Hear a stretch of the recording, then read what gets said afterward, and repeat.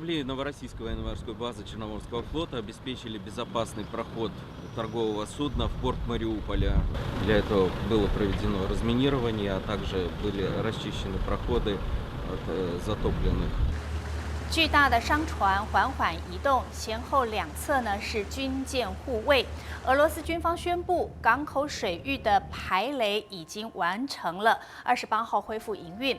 首艘运送2700吨钢铁等金属送往俄国，遭到乌克兰当局指控这是抢劫，也表示说俄方现在依然阻碍着黑海以及亚速海的民用商船航行。